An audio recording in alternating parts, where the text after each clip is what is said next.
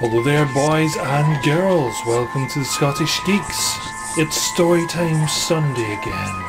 And again we're going to be reading a Creepypasta because you guys seem to be enjoying them. And no one suggested any happy funny stories yet. So we'll see how that one goes. The title of this one is The Perfect Video Game. Enjoy. I heard rumours about a video game console released in the early 90s that promised the most immersive games imaginable. It bore a strong resemblance to the Super Nintendo, except it had no cartridge slot, no reset button, and only one controller port. It was released in an extremely low quantity. It's possible that less than 50 were ever available. People I talked to who remembered it from their childhood only mentioned the first game in the list. Other games were included in the console, but this one, they say, was the perfect game.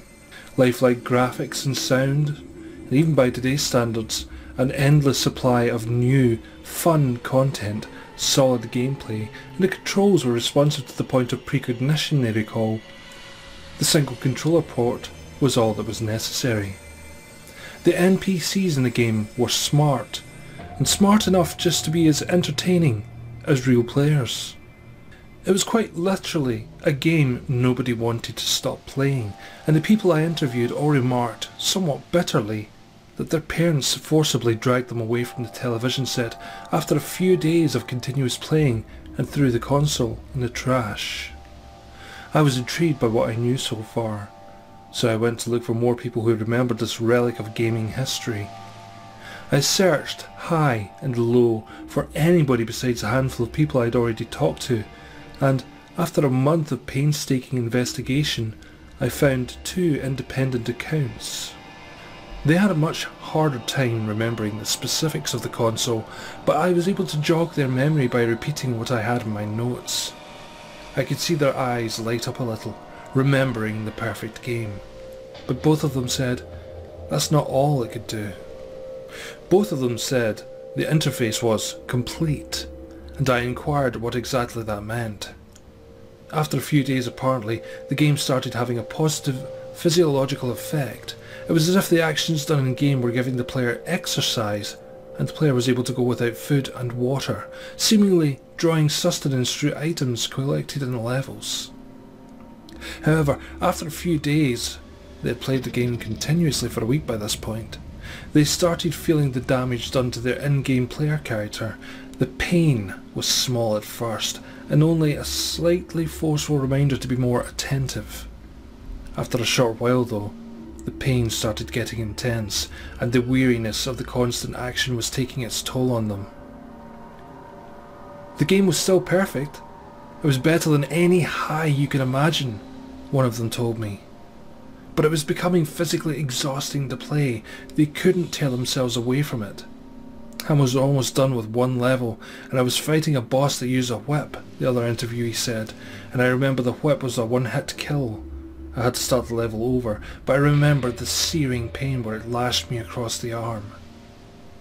He unbuttoned the sleeve on his shirt, and I could see a scar twisting around his arm. Yeah, it was getting that bad. They both said their parents returned to the house 9 days into the marathon game session and forcibly dragged them away from the console and took them to the emergency room.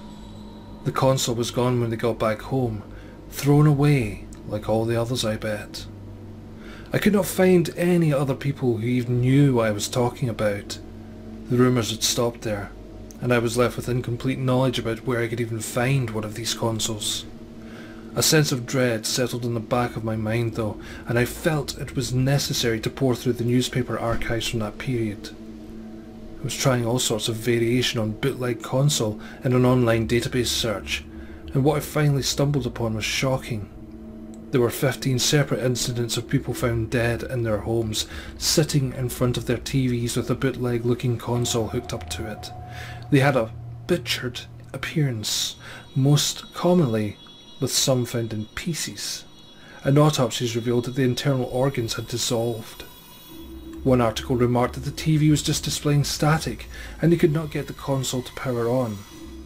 Local officials tried contacting the manufacturer of the console, but the owner's manual and the information on a sticker on the back of the console both referenced an address that led to the site of a warehouse demolished over 80 years ago. So boys and girls, that was indeed an interesting tale, possibly a warning about how long you should actually be playing video games. You should really remember there is a real world outside there, but video games can take over your life. Anyway, thank you so much for watching. Please don't forget to like, favourite, comment and subscribe. Leave your suggestions to the next creepypasta below, and I'll catch you next time. But until then, boo boo!